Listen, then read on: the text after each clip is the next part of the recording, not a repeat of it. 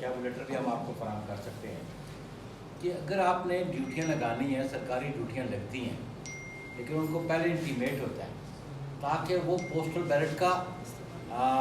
बंदोबस्त कर सकें। इस स्टेज पे आके अगर आप ड्यूटियाँ लगा रहे हैं तो आप उनको एक आईनी हक है जो वोट इस्तेमाल करने का,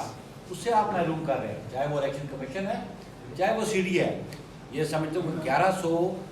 सैनिटरी वर्कर्स जो CDA के हैं उनको आईनी हक से महरूम किया जा रहा है ताकि वो वोट न डाल सकें। या